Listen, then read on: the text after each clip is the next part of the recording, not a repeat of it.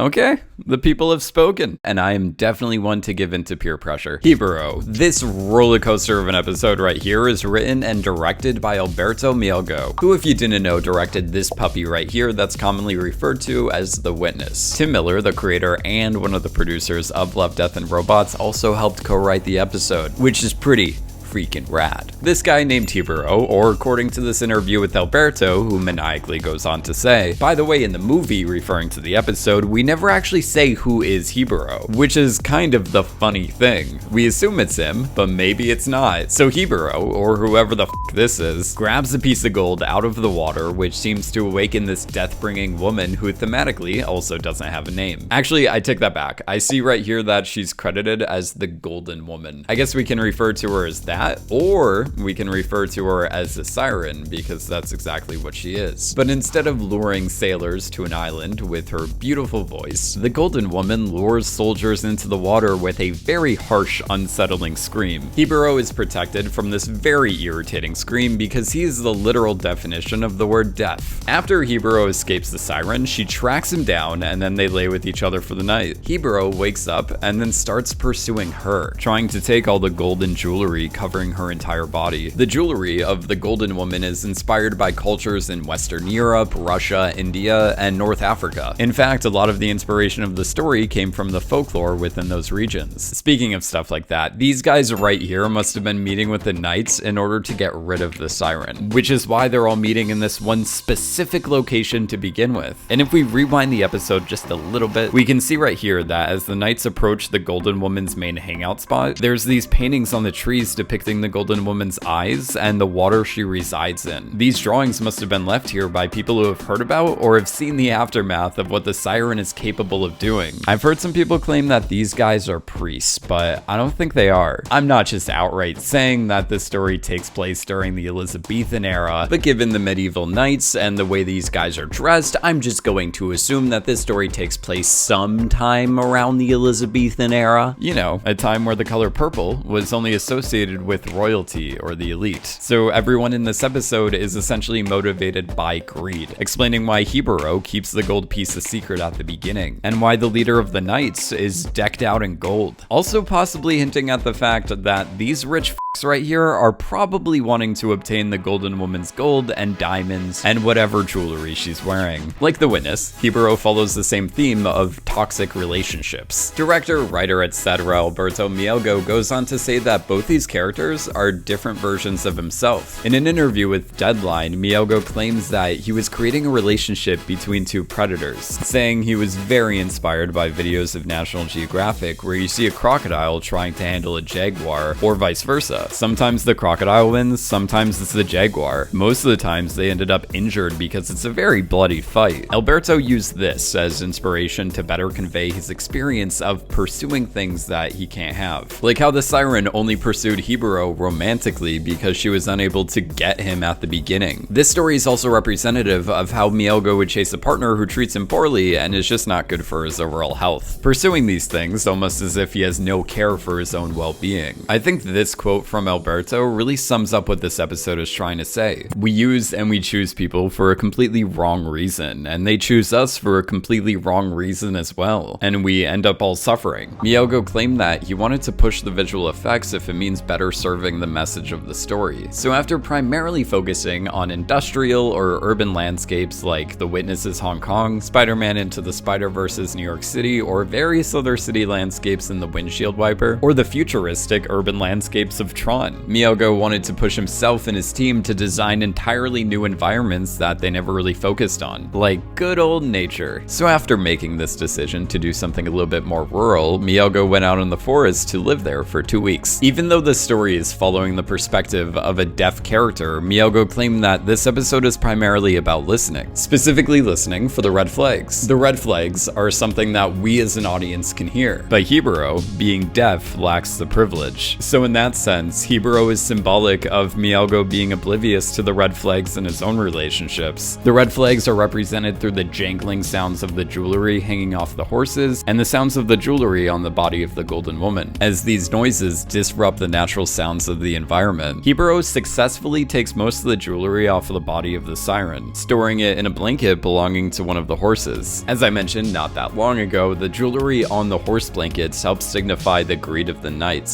so it's fitting that he packs all of her golden jewelry in that. Then he shoves her into the river, causing her to return to the pond from the beginning of the episode. You remember that one. The water appears to restore the golden woman back to life, allowing her to go all shining on the river. Jibaro unknowingly drinks from the blood-infested water, which gives him the ability to hear. These healing abilities were hinted at earlier in the episode when the golden woman starts making out with Jibaro with a mouth full of razor-sharp teeth. Even though Jibaro was cut, his lips were almost healed instantly, and they were standing in that same river that gave him his hearing back. Anyway, if you haven't already heard by now, Jibaro can hear, allowing the Siren to lure him in like the other men, and essentially, what does she end up doing again? Oh yeah, kill him. But on the plus side, he temporarily gets to listen to those sweet, sweet nature soundscapes. In both The Witness and Jibaro, one of the things that I'm always amazed by is how the animation just looks so realistic. They did use models throughout the episode, but it was mainly done using keyframe animation. And when they were using models to record the choreography, Mielgo used dancers instead of martial art actors or quote-unquote stone actors. This definitely created an interesting aesthetic for sure when you combine the art of ballet with these brute soldiers in their heavy like knight armor. In Jibaro, there's this reversal of empathy that we have for the characters. At one moment we care for the guy, and at another moment we care for the gal. But then we eventually realize that neither of them are heroes. Yeah, Jibaro wants to take all the jewelry from the golden woman, but it's implied that the golden woman is made up of all the gold and jewelry of all the men she lured to the bottom of the lake and then, you know, killed. So in terms of ethics, they're both not really model citizens. Oh, also,